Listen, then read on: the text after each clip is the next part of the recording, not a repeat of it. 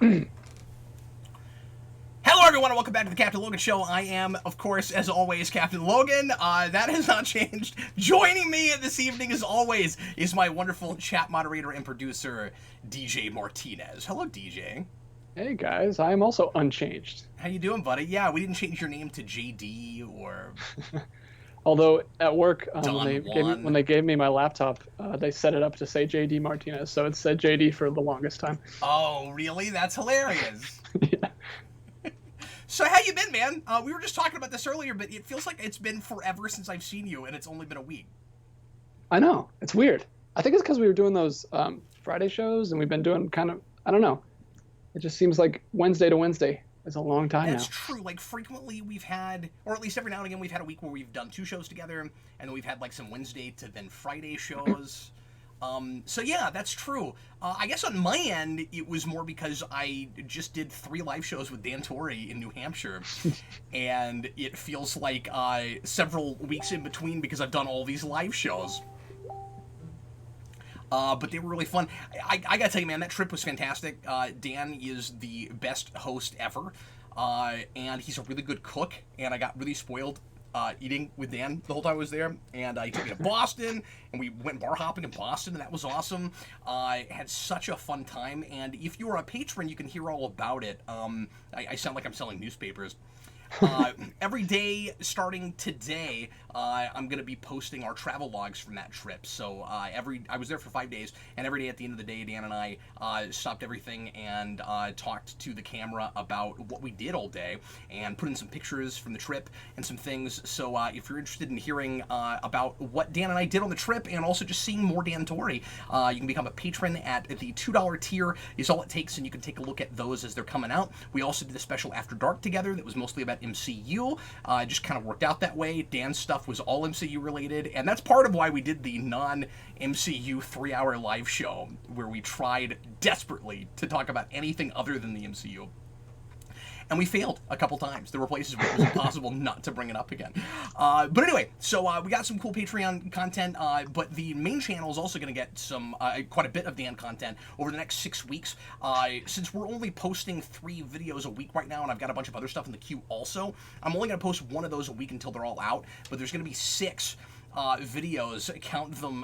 One of them is, and I've been seeing a lot of questions about this, so I'll go ahead and answer this now. One of them is the Spider-Man Far From Home video from me and Dan. So I've reviewed that already, but Dan talked about it, and I talked about it with him, and he brought up some stuff I'd never thought about, so I also weighed in on some of his ideas, and we talked about that for about an hour. So that'll go up next week, and then the week after that will be the Star Wars Last Jedi commentary, and I know that we just did a goal for that, and usually I try to put the goal videos up pretty close to then, but the Far From Home video is real time sensitive, so I should probably go ahead and get that up as soon as I can.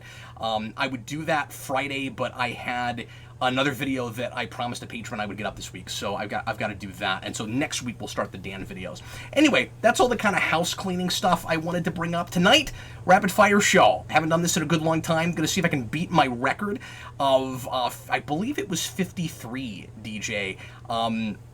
Where I answered 53. We were trying to hit 52 because that's the number that DC is always obsessed with. So instead of 50, we went for 52, and I hit at least 53 in an hour. And so we're gonna do that again tonight. We're gonna start rapid firing, and from the moment we say go, I'm gonna have an hour to answer as many questions as humanly possible. So some things I would usually spend a little bit more time on, I will roll through a little bit faster, of course. So try to, if you can, ask the kinds of questions that can be answered in a minute or less. But if you ask something that requires a little bit more depth and discussion, I will hit it quick, table it, and you can feel free to bring it up again on a future show. Of course, taking super chats as always. If you want to make sure that your question or your topic gets read, we will, of course, prioritize those and make sure they all get read during the show. We're going to be looking at a whole bunch of pre-written questions as well, of course, and I'm sure the majority of things tonight will come from there, but if you have a super chat,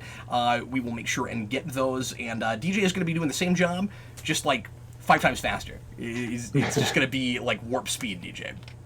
All right, I'm ready. I've got 20 questions in the queue already, so let's do this. Okay, man.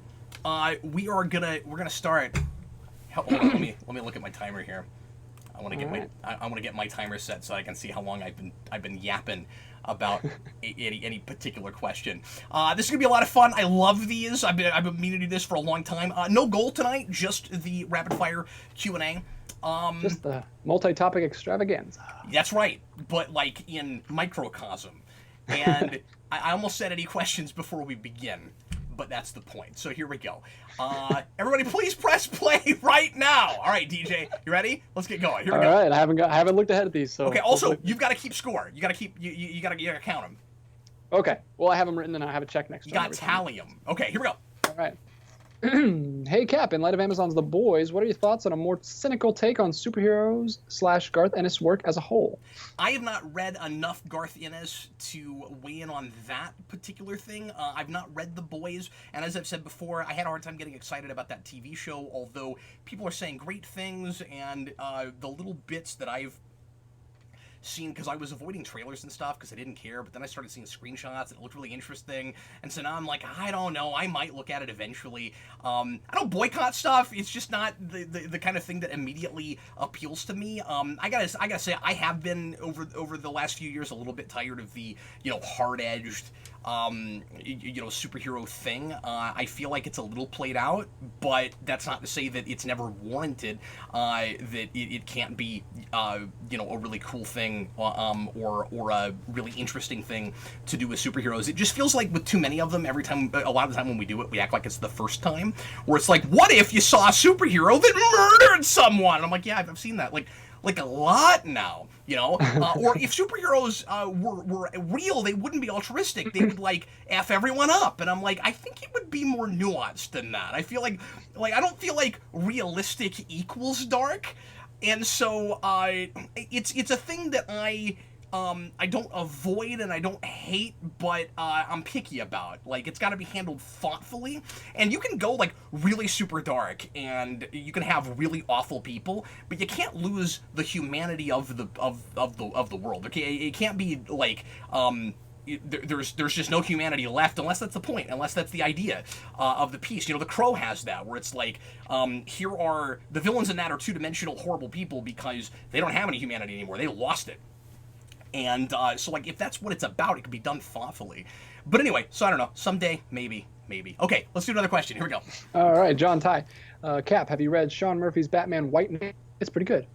White Knight, I read a little bit of and loved what I read of it. I've got to do more. I read that first issue and thought it was awesome, and then I was waiting for it to finish, and now it's finished, and I just haven't gotten back to it. But I will try to review that in the not-too-distant future. Art in that is really interesting. Obviously, it's a fascinating take on the Joker, and I think there's a sequel coming, or has started, or something. I heard wind of that at some point. I thought, but I could be wrong. Anyway, all right, go ahead. All right, Blue Dragon 5. Cap, how do you want to see Kevin Conroy's Bruce Wayne integrated into the Crisis crossover? Because original take TAS or Batman Beyond, etc. Obviously, Batman Beyond is the way to go if you want to really pay homage to his history, and he's a middle-aged to older guy now, so just having him put on a bat suit and pretend like he's 35 is dumb. But the Batman Beyond thing would be cool. I would rather see, depending on what story they're telling, Kingdom Come Batman, because Brandon Routh is doing Kingdom Come Superman, and I think it would be really cool to see a Kevin Conroy who's got like metal pieces holding all of his bones together. I think that would be awesome. And just imagine like Kevin Conroy with like a really cynical Batman who is basically like running a police state with Batman drones. Imagine Kevin Conroy being the guy playing the Batman who's like running drones everywhere, stopping the criminals, and basically being a totalitarian dictator in the middle of Gotham. I think that would be awesome. Cool. We have another one from Blue Dragon 5. Which story in the history of comics could get a biopic? I mean, there's a lot of great ones, right? Like, the first answer for me, not surprisingly, unpredictably, is McFarlane. I would love to see the McFarlane story, warts and all. And McFarlane strikes me as the kind of person who not only would be okay with that idea, but would want it to not paint him in too rosy of a light. I honestly think he would be okay with that. especially given the documentary that was made about him in the late 90s that I reviewed in the Spawn year, Todd McFarlane, The Devil You Know. I think a biopic along the tone of that could be really great. So that's my answer. Obviously, Stan Lee, there's a lot of stuff you can do with, but as I've said before, if you did the Stan Lee biopic, it would be difficult not to either, if you were too realistic with it, it would be hard not to make everybody suddenly dislike this figure that they're so enamored with, but it would also be really easy to pull punches and make it and make him seem, you know, kind of too heroic. So that would be a tough thing to do. And somebody suggested a couple weeks ago the Bob Kane Bill Finger biopic, and that also seems like a really tough line to walk and figure out how to humanize those guys, but not make either one of them look too rosy or too awful. Particularly the Bob Kane side with the awful part. But yeah, so I don't know. McFarlane's my answer. Go ahead. I'm gonna jump to super chats. We have one. Yeah, thank you guys. When is the Dan Spider-Man thoughts going to post? You've kind of already. Oh yeah, sorry about that. I didn't realize that was a super chat. Yeah, so I'm posting that next Monday. That should come up on Monday on my birthday. Yeah. Oh, look at that. That's Happy early birthday, man. Hey, thanks, buddy. All right. Christian Ogden has another super chat. Is it just me, or is Tony responsible for half the MCU's villains? His 3 films, Ultron, both Spidey films. Can't wait to see why he made Galactus snap. That's hilarious. I love that. That's great. Drop the mic. That's pretty good. Yes, Tony Stark is responsible for the Devourer of Worlds. Yeah, that does seem to be accurate. It also seems to be pretty in line with his character. This guy is so flawed that he is, for all intents and purposes, initially the first superhero. Obviously, there are exceptions before that, but he thought he was, certainly.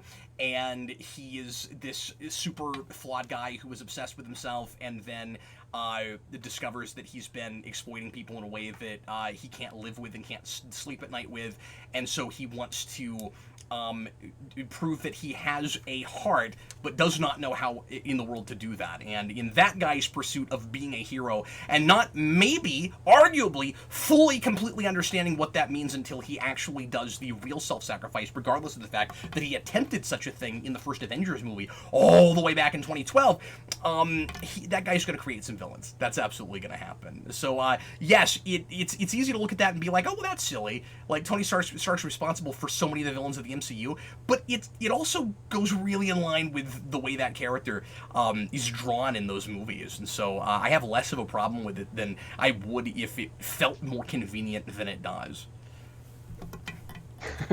All right, Kellen O'Rourke, do you think Mark Hamill should be Joker in the Crisis crossover? I think no. I think my answer is no, because like I would be totally cool with it if he hadn't already been what is that Flash villain that I can never remember his name? Trickster. The Trickster. Yeah. Because they keep doing that. They keep recasting characters or actors that are like main characters. It's different when it's like a character actor, right? But because of people's history with certain characters, they feel the need to like cast somebody because it's cool stunt casting, and then later in multiverse stuff go, oh, we'll also make that actor the person, the character they were in another thing, but those two characters won't be related in any way whatsoever. And I think that's weird when you're like a major character or a recurring character. We've done it with John Wesley Shipp, where he is Barry Allen's dad, and then he also ends up being the original Flash, Jay Garrick, and you're like, well, no, wait a minute. Like, why does Jay Garrick look exactly like Flash's dad? That's kind of convenient, right? That's not the same thing as like fun stunt casting and like just having or just having like a character actor that can play multiple roles. It's not like he's caked up in a bunch of makeup. It's not like he looks any different. Like, I thought it was going to be some big reveal about why Jay Garrick is also Barry Allen's dad, and then there wasn't. We're doing the same thing now with Brandon Routh, and so yeah, I wouldn't want to do that with Mark Hamill. That would be the only reason not to cast him as the Joker, though. Gotcha. Blue Dragon 5, Cap, will there be a Shrinky Dinks analogy in your Ant-Man superhero rewind? Wow, what a specific notion. I've been writing that. It's not done yet. Not at the moment. There's not. If I do, I'll have to credit you now. Had not planned on that. No. That's hilarious. It's not a bad idea. But when you write your Ant-Man review, maybe you should take that and run with it, because I don't think I want to steal it from you. But that's pretty good. All right, we got a super chat from Bag Studios. Thanks, Real quick. Hawkflame says Trickster is Joker's doppelganger. Like, yeah, that'd be fine if you came out and said it. You know, if it is the same guy, but in this other universe, he became he became the Joker. Like, that's all you had to do with Jay Garrick. It's not hard. Anyway, we got to move on. We got to move forward. All right, Bag Studios. Quick, where's Waldo? He is in the yellows behind DJ. He's in those Blu-rays.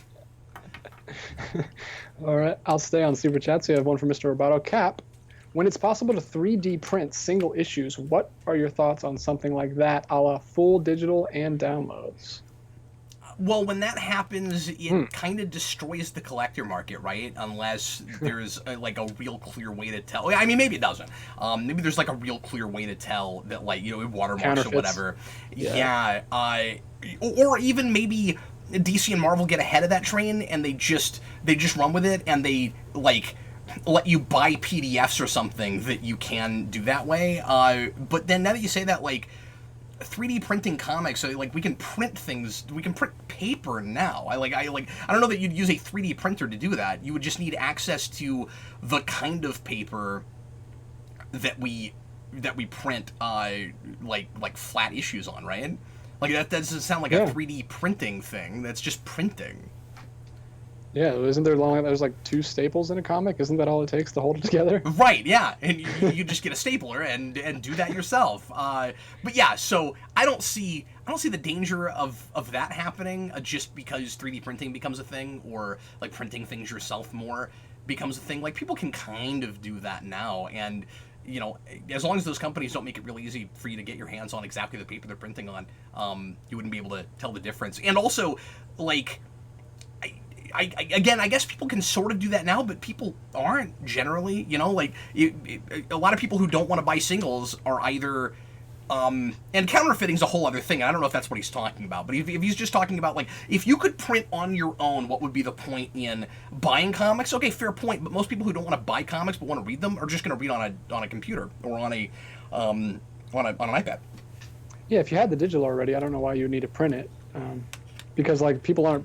You could technically make a DVD of a movie if you had the digital, but like people don't do that. You can just watch the digital. Yeah. All right, let's keep going forward. All right, Noah O. Cap, would you take the blue pill or the red pill?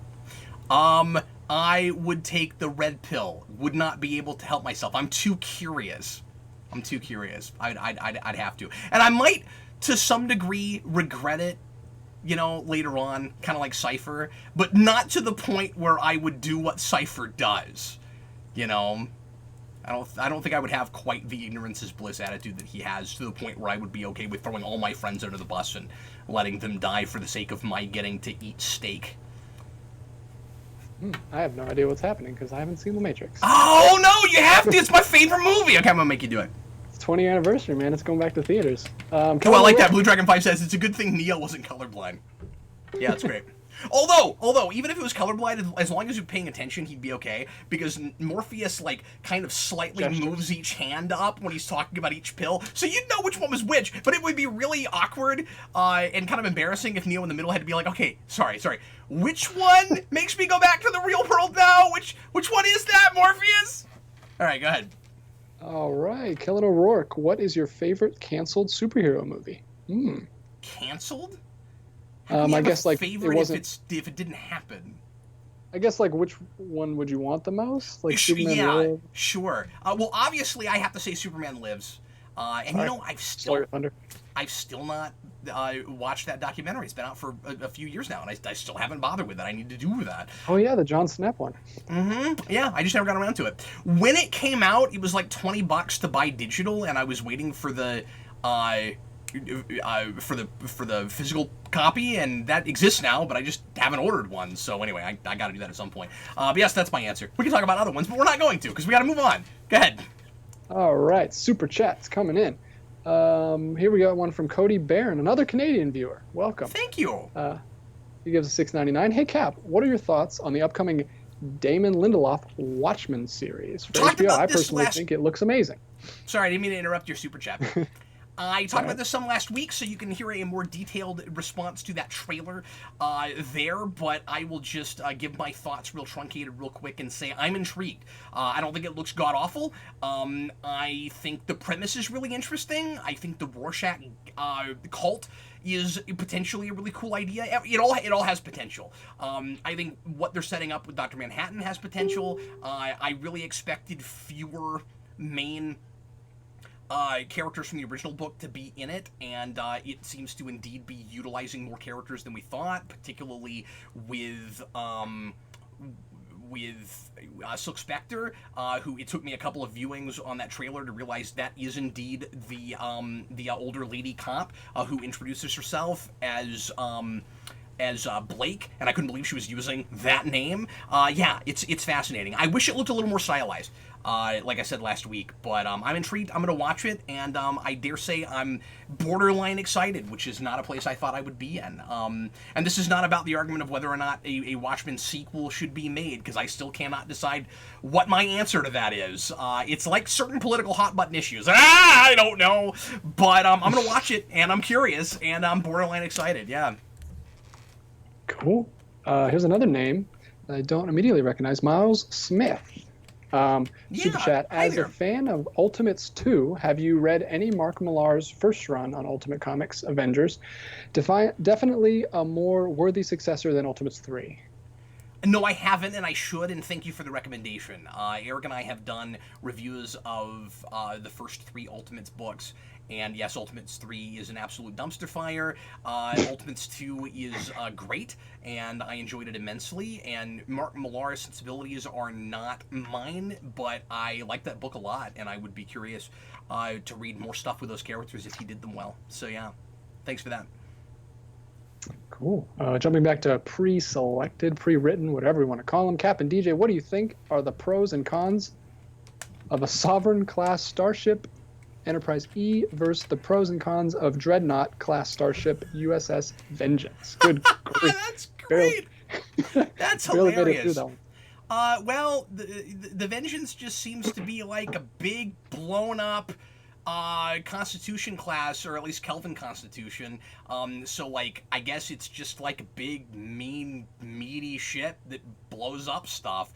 I can't really compare them because they're in sort of 2 different continuities. Like, original Star Trek continuity doesn't have ships with that kind of rapid fire, which the Constitution is doing in 09. So you're basically comparing, and I hate to say it like this, you're basically comparing Star Trek and Star Wars ships at this point. So, like, I don't know. I certainly like the Sovereign class better, because the Vengeance is just a big black Enterprise. And I really appreciated when the E came out, from First Contact and on, that it doesn't look like any other ships, really. That they weren't afraid to move on from the Enterprise D design and do something that looked real cinematic and sleek, and it's a cool looking ship. I've always liked it a lot. All right, let's keep rolling. All right, rolling on the Super Chat train. David Crabtree, given all the current political vitriol and societal turmoil, what are your thoughts on the design of the Enterprise E? Coincidence. Loved the First Contact commentary. Wow, I don't know why suddenly I gotta talk about starship design. It's sleek, it's pretty, I like the color, I don't know what else to say about it. I wish we spent more time on that ship and we could see more, more of the decks and rooms and things. For instance, I don't know.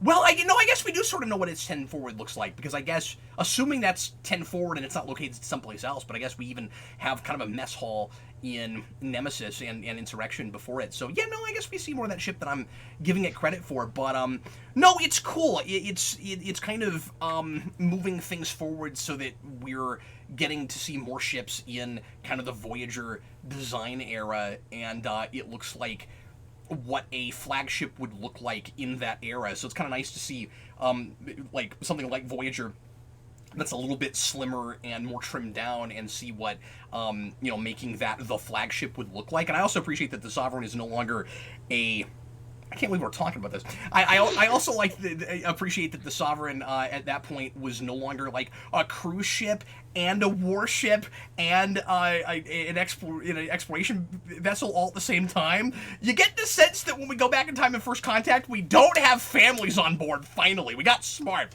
Like when finally we blew that ship up on Viridian 3, we were like, maybe we shouldn't have little kids running after their teddy bears in the middle of a fight. So yeah. All right, I'm gonna cheat here because I don't think he meant this as a real question. How did that happen in a row? Okay, go ahead. Yeah, David Crabtree was like, "Well, that makes my super chat worthless." Sorry, David. I should have read that one first. I spent a little time with it. Go ahead. This definitely wasn't meant for us, but I'm going to use it as a cheat because we need more questions. Matthew Bass says, "What does God need with a starship?" What does God need with a starship? Well, nothing. That's what proved that he wasn't God. Nailed it. Answered it. That counts. Are we out of questions? No, we got a bunch. Captain Logan. Oh, okay. When you said that, I got nervous. Next? I was like, surely not. Okay, sorry. I'm going to stop talking. What? You got plenty. I'm just trying to add to the count. We have from Blue Dragon 5, could you see Alan Tudyk as a live-action Joker? Oh, interesting. I wouldn't have thought of that, but sure. Remind me, who is that? Is that the guy who plays... Alan Tudyk is Wash from Firefly et al. He keeps doing a lot of voiceover work and stuff. He was Danger Boat in The Tick. He was the kind of snobby boss in... I guess this is an obscure reference at this point, but in Powerless. Yeah, he's been in everything lately, and honestly, he's done so much voiceover stuff lately, I keep almost not thinking of him as a physical actor, even though obviously he is, but like when you said that, I was like, oh yeah, but I've been thinking of him as a voice guy lately. He doesn't have a body? So, that's not what I mean, yeah. Speaking of The Tick and weird actors that showed up, were you like super surprised to see Buzz from Home Alone, the Home Alone movies in there? I didn't realize that's who that was. He plays Kevin. Is that who that is? Yeah. I didn't even pick pick up on that. He's also in the Cobra Kai. I'm watching Cobra Kai. He's also... Oh, yeah, he is in that. Okay, I didn't realize that was the same guy as... That's who that is? He's crazy, great in both of those. I didn't realize he was Tinfoil Hat Kevin. That's amazing. All right.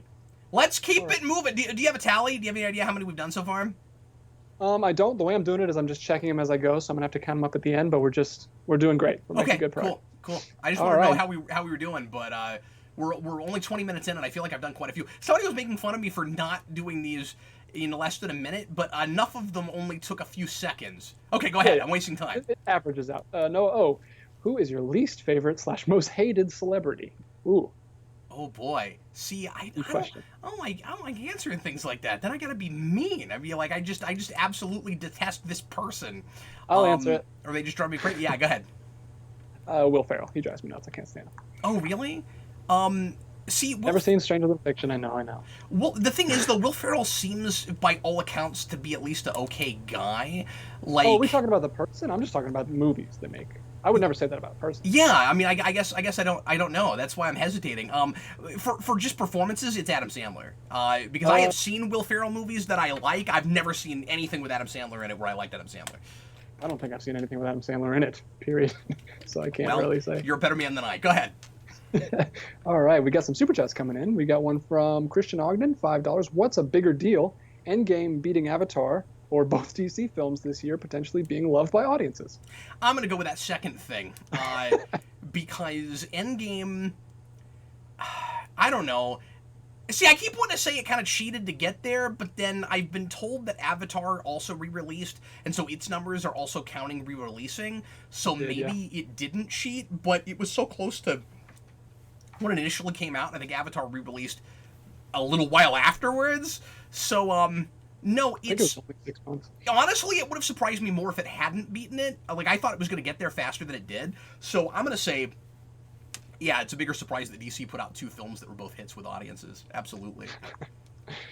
All right, well, hopefully they can keep that going. I'm going to jump over to Blue Dragon 5's pre-written question. Hot Flame, I've never seen Punch Drunk Love, but I trust your judgment, so I may give that a chance to see if I can finally watch one Adam Sandler film I actually like. Go ahead. Who do you think would win in a fight, Ben Edlund or Todd McFarlane? Well, if we're talking about a debate, Ben Edlund. If we're talking about a fist fight, I don't know. Maybe McFarlane. But I also think that like a block of cheese could beat McFarlane in a debate. So it kind of doesn't matter who it is. Like I would love that scene reenacted in your biopic. with the Peter David debate. Yeah. Oh, it'd be amazing. Yeah, whoever's playing McFarlane has to like run out with his shirt off and in boxer shorts. Who would play him? Boxing shorts. Hamza, I've never seen The Wedding Singer. See, people are throwing out supposedly, ostensibly good Adam Sandler movies, but I never actually bothered with that.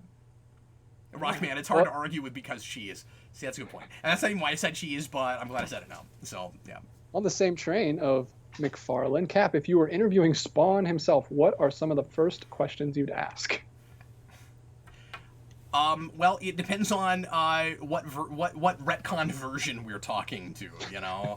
The initial one, I'd be like, why can't you just get out of the alley and be proactive and try to make something of your afterlife? Way later, it would be, hey, buddy, are you sure about who killed you? Because I'm not. And then even later than that, it would be, like, who punches their pregnant wife? Like, who does that? And then so I don't know. It'd be stuff like that, or things like what does it feel like to have a shoelace sewed into your face? Are maggots tasty? I think that's a question I would have to ask Spawn. That would be an important one. What does psychoplasm taste like? And why don't you insist on calling it psychoplasm because that's so much cooler than necroplasm? I mean, I could go on all day, you guys. All right. Well, he actually had some answers for that. I thought he was gonna have to think. Keeping it going. That was easy. Got so many questions. Cap, does that jacket keep you safe when you're jogging at night? Every time I wear it, someone asks that question. No, because it doesn't light up, so it's dark, and then nobody can see that it's there, and I would still get run over by a bus if I was an idiot and went across the street at the wrong time. Ooh, harsh. Hey, Cap, did you ever notice how Kingpin's suit in Daredevil Season 3 is a rabbit in a snowstorm pattern on it? Yes. And all. Yes, I did, and I lost my mind and thought that was the coolest thing. Yeah. Yeah, it's awesome. Does he have that made after he sees the painting? Or is it just like a behind the scenes if you notice it thing? I think it's just kind of like if you notice it. Well, I think it's a different suit than from before, but like he wasn't wearing white before. Yeah. So, okay. And it's also cool just aesthetically to have a suit like that that's not just like straight white. It kind of makes sense to have a pattern on a thing like that. Especially like in case you spilled something on it, you know? Would it, like if you're wearing straight white, would it make a lot more sense to like have a pattern on it? You know, like just practically, doesn't that make a lot of sense? But yes, of course.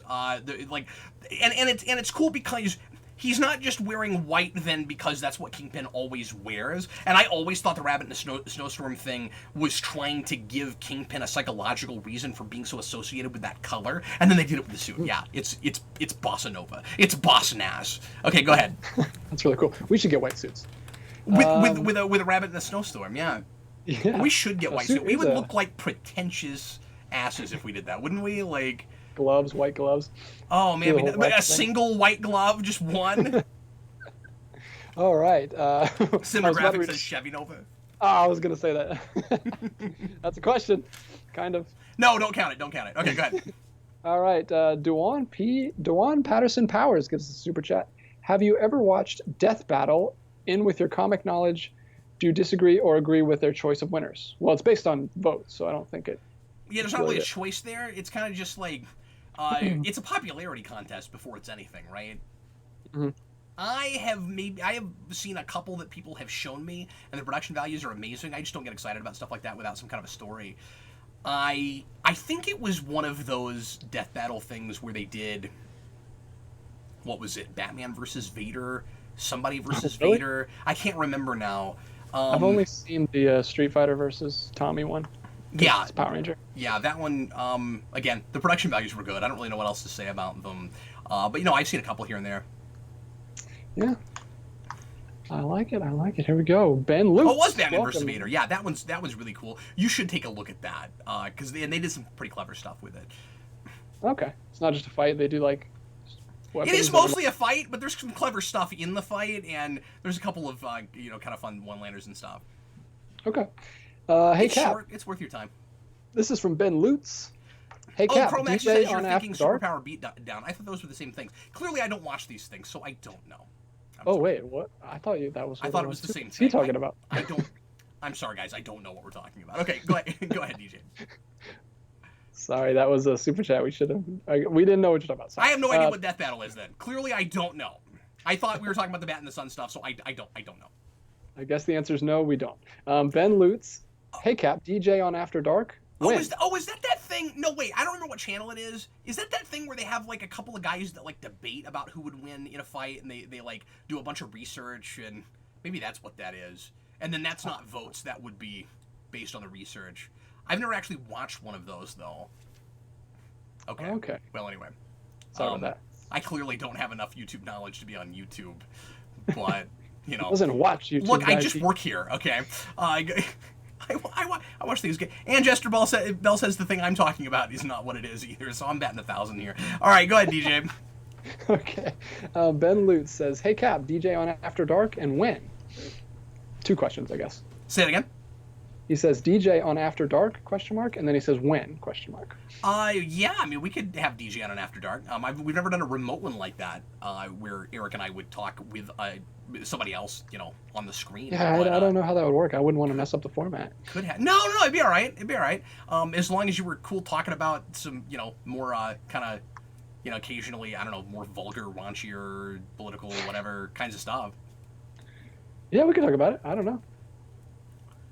And then what was the other part of that? That was it. He just said when. If it I does don't happen, know. when. Someday. Maybe someday. I got to talk to... Yeah. DJ's always welcome. We just got to decide if he feels like doing it. Yeah, I don't ever know when they shoot those things. They're so sporadic. It is sporadic, yeah. We shoot them when Eric has time. Go ahead. All right. The Ginger from Terminator 2, has Logan seen Once Upon a Time in Hollywood yet? I have not. I want to. I will probably go, and Adam and I will probably review it because he's seen it a couple times already, and Eric hasn't gotten to it yet. So that may happen soon. I've just been going out of town a lot. I'm going on another trip tomorrow and won't be back till Sunday. And I can't see it on that trip because I'm taking Jason. Let's do another something. Any kind of question. Go ahead. Audience question. Captain Logan. Yeah. From Carl Maxey. Captain Logan. Who would you cast for Batmite if he was put in a live-action Batman movie? Gilbert. How would you? No, because he just like a voice? No, because he already did. He already did Mixelflick. That's too easy. Oh, he doesn't accept his answer. Hold on, guys. Howie Mandel. Because it would be amusingly ironic, because he played Mixelflick once and then he could play Batmite. No, I think you would have to do a CG Batmite, so it would be just a voice thing. I don't know how you do that in a costume, especially because he'd be like floating around and stuff. So even if you cast like a little person, and there's a lot of people that could do that role probably, but like you'd still have to put on wires flying around. That's not how we do it now. So you would just need a good voice actor for it. But no Rainbow Color Warrior, not Adam Sandler. I saw that. From 5590ERS, what are your thoughts on Hasbro rebooting Power Rangers on film? That's what I would have done. I thought it was weird when they initially said they were going to make it a sequel to the last movie, and I like that movie, or I like things about that movie. I have big issues with it, but I think it was salvageable. I think you could have done stuff with it moving forward, but I think a sequel to that in order to entice audiences that didn't go the first time because it didn't do real well would have needed to almost be a soft reboot in the first place, especially aesthetically. So you might as well do what I always said you ought to do, and I think this is what they'll do, which is go back to the drawing board and use what is tried and true, and just I mean, I'm a broken record on this, but just essentially do the aesthetic of the original show pretty pure, except with higher production values, kind of like the 95 movie, but even going farther than that as far as production values go. Make it flashier, use better materials, and then you know whoever you're casting, and then just add some character dimension to it and some more substance, but have fun with it and don't feel like you have to make it a dark reboot in order to make it more sophisticated and give those characters some more dimension. All right. Next up from Lucas Green, super chat. Cap and Dan, how would you... Dan's not here. Dan. There's no Dan here. It's not Dan J. Cap and Dan, how would you like... How would you like if Ned Leeds became the Hobgoblin in the MCU? So I've talked about this a little bit. I don't see it right now. I feel like it would be... You'd really have to force that unless you open the next movie where he's some time has passed and he's already something's happened that's making him a little bit darker, a little bit more sinister. I feel like you need at least 2 more movies before you could get him to that point. He's just a fun-loving high school kid right now. It would take 2 movies. I think you could do some kind of tragedy in this next movie that would push him in some kind of a supervillain direction. You cannot do it in 1 movie. It could not be the next film. Mm-hmm. And I think you guys did talk about that last week, so look for those videos and you can hear Dan's thoughts on it a little bit too. Yeah. One more super chat from Azim. Hamza says, Azim. Get Brad to be the Hobgoblin. That's hilarious. If HBO wanted a thematically complex superhero series that explored social issues, wouldn't it have made more sense for them to adapt Astro City? Well, first of all, I think what they really wanted was more a superhero thing that fit with their branding that had name recognition of its own. That's the first thing. So I think they wanted that before they wanted dark, sophisticated superheroes. So, like, yes, they're going to want that because they know that will sell well for them, but they were going to want something people recognize, and Astro City is not that thing. I agree with you, but I've not ever read that book, so I don't know enough to really speak to it. But that, from what little I know, that sounds like an adaptable thing. But yeah. But I think it was name recognition, the main reason that they went for Watchmen. All right. Go right ahead. All right. Rainbow Color Warrior, on a related note, I don't know what this is related to because it's a long time ago probably. On a related note, did you hear rumors that Kraven the Hunter will be exiled to Wakanda? So instead of Iron Man being responsible, this was way back then, instead of Iron Man being responsible for Spidey's villains, it'll be T'Challa in 3. I have heard that rumor. I don't know how, how that's a warranted thing we should be paying any attention to, because I don't think anybody's actually seriously talking about Kraven yet.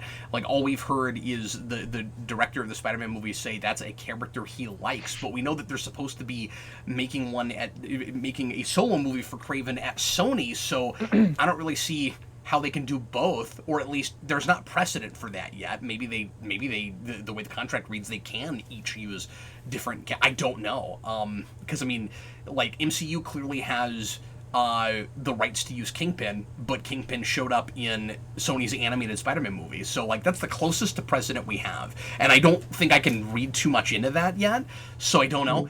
But I have heard that, and I don't know what to say about it because I don't think it's a real thing that's really, like, I don't know why we should be talking about that yet, but like, I don't have a problem with that if that's what we do, except that all of Spider-Man's villains have to be somebody else's villains.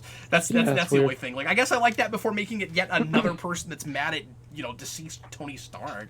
But I don't necessarily have a problem with Kraven coming from Wakanda necessarily. Yeah. I don't know how they could justify a hunter being mad at Tony. Like, I don't know what he would have done to make a hunter mad.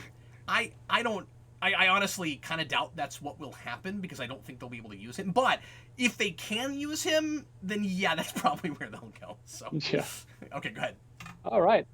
Simple one from Hamza Bojalao. Sorry, I butchered your last name. That's why I always just call him Hamza. Go ahead. Okay. Hamza, Cap, favorite Harry Potter film? Short and sweet. My favorite Harry Potter film is 6. So nobody's favorite Harry Potter film. But I love the atmosphere in that movie. I love the score of that movie especially. And I really like the kind of, somber but sometimes sweet moments between Dumbledore and Harry Potter. I like that they got some time together before, spoiler alert, he dies. But yeah, that's my favorite. I like that one. Deal with it. All right, Captain No, I like Logan. 5 too, and I know people that hate 5, but I also like 5. I like that director a lot, and I'm glad that he got to keep going after 5, because I thought that he was really good. Is 5 the one with the obnoxious teacher lady that drives me nuts? Yes. I hate her too, but I also hate her in the book, and at least I didn't have to, spend as much time with her as I did in that material. All right, Carl Maxey. Captain Logan, do you have any favorite commercials you've seen? Ooh, you're going to have to think about this one. Commercials? Just ever? Ever. Of all time. Recently? I mean, my favorite commercials were at the front of VHS tapes. I've talked about this before. Like Alfred in 1989 drinking a Diet Coke. I've always loved that commercial. And I've always loved the Right Field Pizza Hut commercial in front of Ninja Turtles from 1990. Oh, yeah. I remember that. But my favorite commercials of all time are, now that I'm thinking about it, I think my favorite series of commercials is Cool Spot from the 80s and 90s, which I've done a video on. I did a whole like a history of retrospective of Cool Spot video that nobody cared about because I'm the only person that cares about that. But I saw that. Was that separate? Did you talk about the video game in that, or did you do a separate video on the video game? No, I did the video games there too. I did all 4 of them wow. in that video. It's a half-an-hour video, and I covered all of those things in one video. Awesome. Check it out, guys. Give it some love. That's right, Anime 2019. You can't watch a Warner Brothers movie without a Warner Brothers ball cap. Okay, we got another super chat from Duwan here. He says, since you dislike, there's a second part, so I'm going to get through this. Since you dislike Todd McFarlane, Spawn, did you read his Spider-Man run? And then he also says, won't donate a lot tonight. Low on money. Keep up this good work. But he that's the second super chat, so that's plenty, man. That's plenty. Don't feel bad. Any at all is plenty. You just you're watching us is plenty. Thank you very much. And Dwan, thank you so much for all of your contributions in the past as well. And don't feel like you have to explain that to me. You're awesome. Thank you. I have not read more than the first couple of issues of Todd McFarlane's Spawn, or if Todd McFarlane's read a lot more than that of Spawn, of Spider-Man. The first arc of that is Torment. I own most of that, but when I was a kid, I read a couple issues, and I think even then I was like, what am I looking at? And I didn't read any more of it. But I'm kicking around doing a vault or something on Torment in the not too distant future. So maybe look forward to that. I don't know what I'm doing with it yet, but I may be doing something with Torment at some point. Eric and I were talking about that recently. And it can happen. It can happen with just me, just the both of us, some other extra special project. I don't know what yet. I'm kicking stuff around for Torment. All right, Captain Logan, what do you... This is from Carl Maxey. What... Hey, you're in the right place! It's the Captain Logan Show! Yeah! What do you want to see for the next season of the Orville? I would love to see a longer arc. I think it would be, like, not necessarily a season arc, although I could really see that happening, considering that McFarlane, different McFarlane, is talking about, like, different lengths for episodes moving over to Hulu.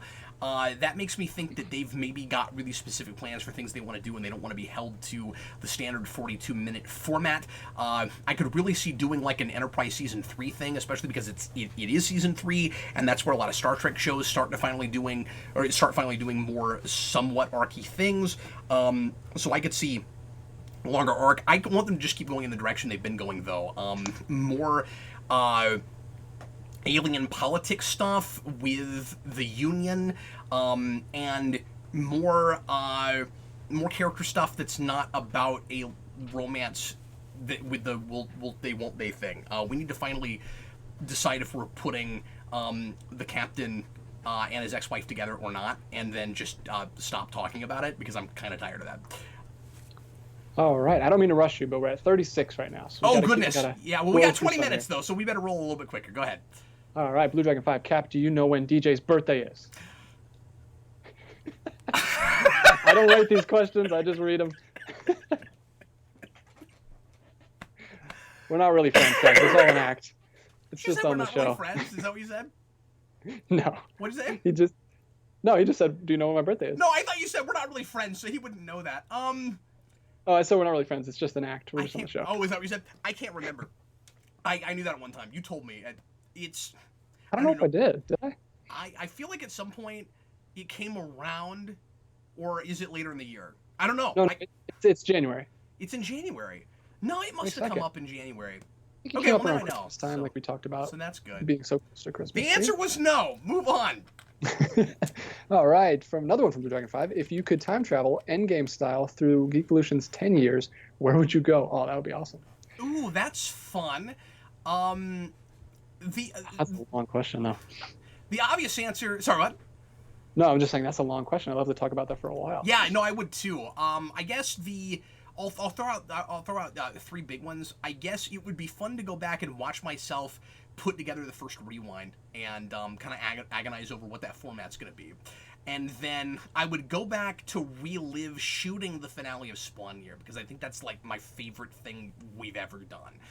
Was just putting that together. It was so much fun. All the location shooting and attempts at special effects, and Vince beating me up in the living room, and just all the stuff we did for that. The stuff at the comic shop, all the costume work. It was the closest to feeling like I was making a Hollywood movie, and awesome. so that was great. And then the third thing is probably some part of the comic documentary of that trip. Like one of those days, because some of that was harder than others, but a couple of the stories were.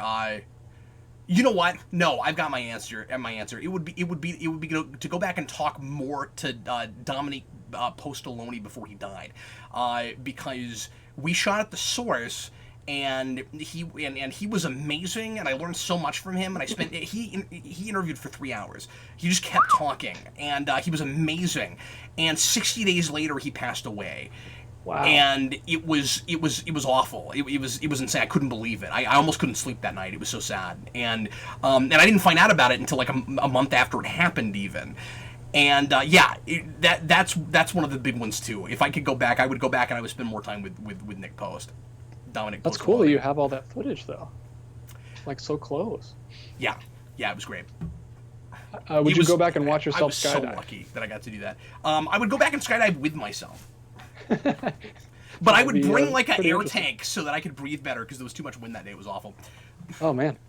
I would go back to right before Morphomania and tell ourselves this is a terrible idea and it's going to fail. Oh, no, but if we did that, then you wouldn't get all that experience being on camera and stuff. True, it was very important. Okay, we've got to move on. Go ahead. All right, what a great question. That was so much fun. Do you think Neil Gaiman's Sandman could work as a Netflix series? Eric and I were talking about that just the other day. I have not read any of that. I mean, I know aesthetically what it looks like. I know very, very little about it. I want to say yes, but it would be cool to do as like an anthology thing, because what I understand of Sandman is it's a lot of disparate stories. It would be cool to make it like either miniseries or like episode, like actually episodic. Cool. Cap, how has fatherhood made you a better person compared to yourself pre-having children? My goodness, just sense of responsibility more than anything. You know, like you already have that when you're the oldest of 3 and you grow up and you got to kind of take care of your siblings, and a lot of other experiences in my life that I think had already made me a pretty responsible person. But like when children's lives are in your hands, it's a whole different ballgame. And I think it's made me more, I guess, like, I don't want to sound pretentious when I say this. I think it's maybe a little bit more like self-reflective and maybe more self-aware even, because I see myself in my kids and I kind of like relive my own childhood. And so like through my kids, I can see like where to some degree, especially Jason. Jason reminds me so much of myself at his age at 9, except he's got like this suave thing I never had. Like I was a consummate nerd at that age. He's cool, he's what I thought I looked like at 9, but he's actually that, and he can dance and stuff, and I never had that coordination. But anyway, I look at my kids and I can kind of see like where I was and where I've come, but also like some of like my own flaws are reflected back at me, and so I guess that's my answer. Cool. We got one more super chat from Lucas Green again. He says, DJ, if you created the Sinister Six, what members of Spidey's villains would you have? He's asking you that because Dan and I both did it recently. Oh, okay. Oh, man. So Lizard is kind of like my favorite villain. I love characters that transform, like Hulk, Dr. Jekyll, Mr. Hyde, that kind of thing. So I like Lizard Megatron, characters like that. Yeah. So, and I've been playing the Amazing Spider-Man video game because I 100%ed the new game, and it got kind of boring after that. So I went back and been playing this Amazing Spider-Man, and it's actually a really good game. And Smythe is the villain in that. And they use all the animal villains, and they kind of like, there's a point to it because they all come from his cross-species genetics that he's doing. It really works as a sequel to that first movie because it plays with all that same stuff. So I'd probably do something like that where Smythe is like the ringleader, and you've got like Lizard, Rhino, Scorpion. I didn't think about this, but I guess I need a smart guy, so probably Dr. Octopus. Is that 6? That's 5. I wasn't counting. Oh goodness. Who else do I like? Mysterio. Mysterio's cool. He Yeah, doesn't fit. sure. He doesn't fit with the animal theme. Is there a sixth animal? I could do like, Vermin, maybe. Black Cat. Oh, that's interesting. Like when Okay. she's a Yeah. villain. Like I don't know that I've ever seen Black Cat on a team like that, but you could. Yeah. That could work. Particularly under Slot's run, that's easy. Well, she could like. Yeah. Yeah. I won't I get to made it. all mine dumb '90s villains. I put Cardiac on my team. Okay. Well, I don't feel so bad about mine. Oh, Matthew Bass wants you to put the welder on there. Oh, of course. He's the smart tech one. guy. No, He he's your builds main all the guy. tech. Oh, okay. He's the tech guy. He's just the tech guy. Sure. He's not a heavy hitter or an Okay. A-lister. Yeah. I know my place. Anime 2019. Which Batman villain is the funniest? Oh, that's interesting. The Joker, when he's written, funny, and I'm laughing, I guess. I mean, I guess the things I have found funniest with Batman villains have generally been the Joker. I guess that as we're moving on real quick, I mean, I could try to think of some more, but like, and I guess at times Harley Quinn, but like, yeah, it's usually the Joker when he's actually written right. Or written funny. I don't want to say right, because you don't have to have a funny Joker. Anyway, okay, go ahead. All right, Cinematographic. Cap and DJ, unpopular opinion. Mighty Morphin Power Rangers, the movie, is better than either Turbo or the 2017 movie, even if the plot makes no sense. I don't think that's an unpopular opinion. I think that's pretty much everybody. For, saying the 95 movie is better than the 2017 movie, I think Oh, a he lot says of people better. Okay, I thought would he said fight he you on liked that. Turbo, sure. I mean, of course. I don't think very many people would dispute you on that. But you'd fight with some people with 2017. Some Power Ranger purists would certainly agree with you, I think, because 2017 probably wasn't what they wanted. But like as a story, no, 2017 I would argue is much better than 95. But they're two very different things. Yeah, I would agree. I like 2017. But we had a great time watching that 95 movie. And I Yeah. don't think we've still made it public yet. People are saying things like, oh yeah, that's right. People are saying things like, from that previous question, like Kite Man and Condiment King. I guess I forgot about characters that are intentionally supposed to be like farces. Yeah. All right, Cap, what are your thoughts from Jester Bell? What are your thoughts on the rumors of PG-13 Deadpool in the MCU? I don't know if it will actually be MCU proper, but I'm sure that will happen. I just don't see Disney doing that character rated R, given the potential to sell it to children. Which everybody knows how I feel about that, and it doesn't make me happy. But we also had Ryan Reynolds just before the deal went through, saying something along the lines of Deadpool will be back, but it will be very different. And I have a really hard time reading that as anything but it's not going to be just for adults anymore. So I don't know about you, DJ, but yeah, I think that's inevitable. Yeah, I don't know. I don't care. I don't like Deadpool. They can do whatever they want. But yeah, I don't like the idea of it. I get your attitude with that, but like I get that you don't want to watch Deadpool movies, but I don't want kids to watch Deadpool movies. But I wouldn't be upset if they went PG-13 is what I'm saying. Like, I don't care. That'd be fine. Those movies were pretty much PG-13 movies with just language and a little bit of blood thrown in. Like, I thought they were super immature and... Ooh, see, I did. appealing. I mean, I think they're raunchy enough that I wouldn't want kids, under the age of 12 to look at them. No, that's what I'm saying. I think they're PG-13 movies with just stuff that kids can't see thrown in. It's not like it had to be an R-rated movie at all. Like, nothing was... Yeah, we can argue about that to some degree, but I see that argument. Sure. It's like, it felt like just a sense of humor of, like, middle schoolers with explicit stuff thrown in. That's how it felt to me. Yeah. But I really don't like those movies. So that's what I like the first one a lot, but that's how Yeah. I feel about it. All right, go ahead, DJ. I'm not trying to be a downer. No, you're fine, dude. Wanderer, what do you guys think about how many have? Well, sorry, this is What worded has hesitant? What do you guys think about how anything related to Marvel being more based on MCU interpretations as opposed to the comics or doing their own thing? So what's the question then? Exactly. I guess he wants to know if we prefer than when they like video games and stuff and comics based on the MCU or would you rather them be their own thing? Variety always. I don't mind some stuff that is loosely based on that or completely that or like just influenced more by that than anything else. But I don't like that. It does feel like most peripheral stuff isn't based on comics anymore and is MCU because that's the popular stuff. I don't love that for me. I get that. I get the synergy thing. I get that the larger base to buy that stuff are going to be the people that know that aesthetic, that know that continuity, that know those stories. So of course, like Marvel Ultimate Alliance 3 just recently came out, and it is doing an Infinity Stone story yet again, because of course it is. And it's looking real close at MCU, and a lot of the designs and things look like that. But it's trying to have its cake and eat it too, and also be for the fans of that series from before and comic fans, and so it's got a little bit of everything.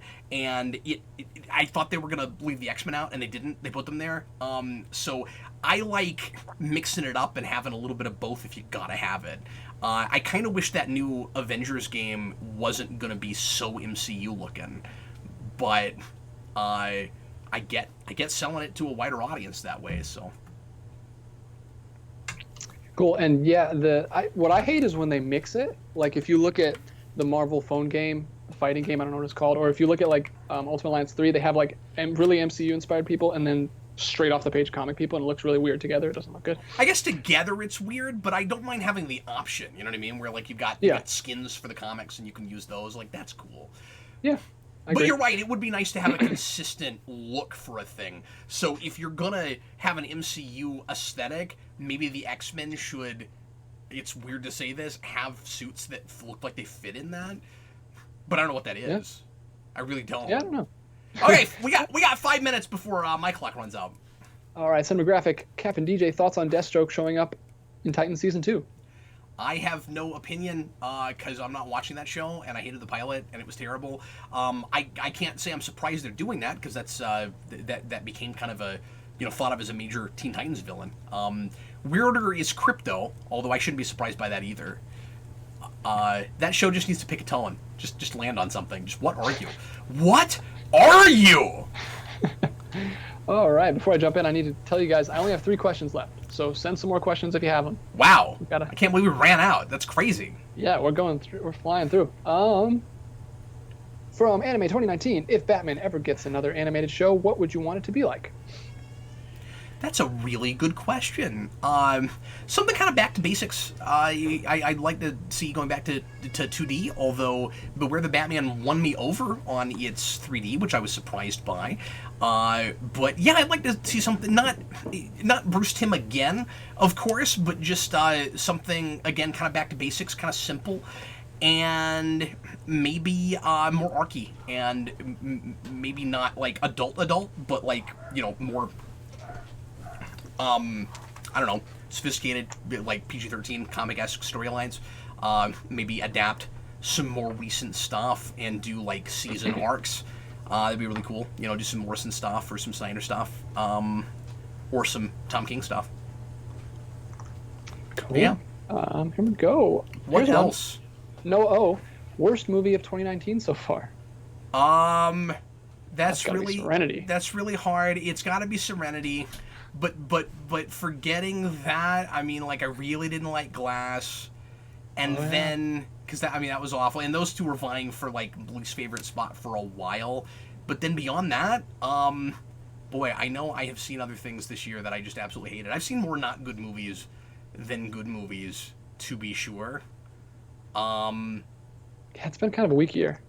It has, to the point where stuff I saw is not even coming to me right now. I'm like, wait, what were those other really bad movies that I really hated? But yeah, I guess it's still a tie between those two things. All right, go ahead. All right, Cap, have you ever seen Person of Interest? I watched the pilot and adored it, but I haven't watched past that, so I can't talk about it right now. But I would like to watch more of that. And I love Michael Emerson. He's awesome. That's from Matthew Bass. David Crabtree says, whatever happened to Jason Segel? I don't know. I asked that question a lot. I have no idea. I feel like I read something the other day where he was working on a project, but I can't remember what it was. But yeah, I haven't seen him in anything in a long time. I recommend Jeff Who Lives at Home. It's a little indie movie he did with Ed Helms. It's I've heard of that. It's really good. And it's kind of a superhero origin movie. I don't. I'll talk about it later. Overrated superhero movies from Jester Bell. We got a minute and a half. Overrated superhero movies? Oh goodness. Sorry, that's a doozy one. Boy, that's loaded, isn't it? Yeah, Deadpool. stuff that yeah. I mean, I get why you're saying that. I mean, more often, I end up Ragnarok, I guess is my answer. Oh yeah, absolutely. Yeah, I mean, more often I end up going the other way, where I end up kind of, either going with the grain or, being kind of middle of the road on stuff. But yeah.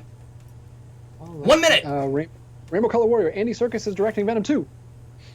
Alex Barrett, I'm not bashing Ragnarok. I'm not going to talk about it any more than that. It's just that's my answer. A lot of people love that. I didn't. I think it's overrated. That's the first thing that came to mind. Sorry, what? Will you? Someone brought up that Andy Serkis is directing Venom 2. Yeah. Have you heard? Isn't that interesting? That's interesting. Yeah. He doesn't have that long of a record yet, but I think he directed a movie with Andrew Garfield that I really liked called Breathe. I think I lost you, Cap. Can you hear me? Oh, there you are. Yeah, I had heard that too, but I've not seen that.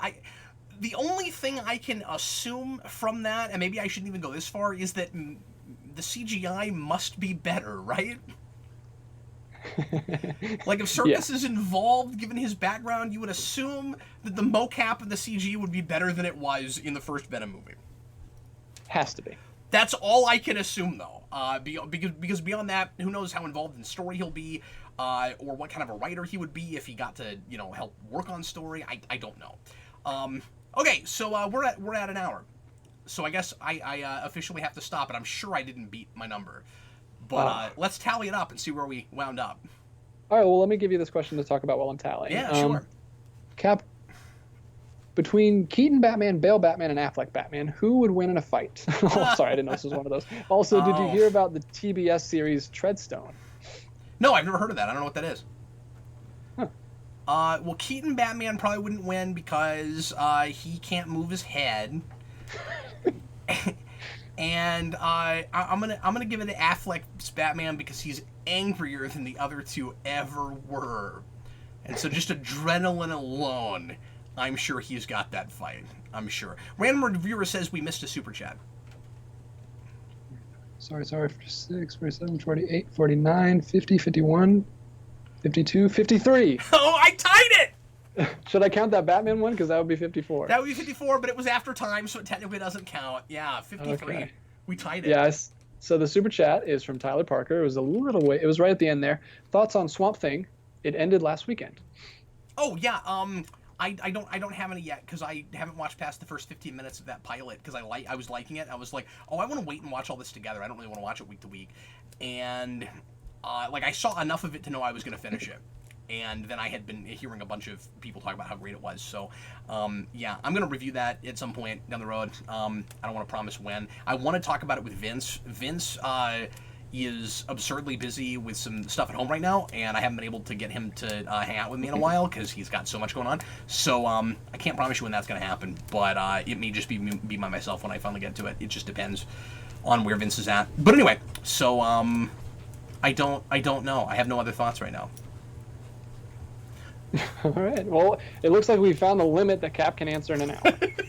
Twice it happened. We found the limit, assuming that there are a couple questions I cannot help myself but to talk about for too long, and things like what does God need with a starship? That's true. I also can't believe I out of 53 of those, 2 of them were about the Sovereign class Enterprise E. I don't think I've ever been asked a starship question like that before. It's like, Cap, what are your thoughts on the design of this starship? I don't think I've ever had that. Well, anything's happening. Anything's possible in the rapid fire weeks. It sure is, yeah. Well, everybody, thanks a lot for watching. I hope you had a great time. We certainly did. Enjoyed it a lot. We will try to be back with you again next week at the normal time, I believe, Wednesday night, 7 o'clock Central Time. And it will probably be another Ask Me Anything show. Maybe a goal next week. Haven't done one of those in a couple weeks, so probably something. Not sure what yet. Want to say thanks to everybody for popping in live or after the fact if you did that. Thanks to all the super chatters, as always. You guys are wonderful, and we sure appreciate all the support. And like I said, if you are not a patron currently and you want to see more stuff with me and Dan, patreon.com/geekvolution, $2 a month, get you access to all those videos that we did just for Patreon. There's going to be 6 of them. And more stuff from me and Dan over the next several weeks. And other such things. Anyway, thanks again for listening. I'm Captain Logan. This was DJ Martinez. See you later, guys. See you later, folks. Bye, everybody.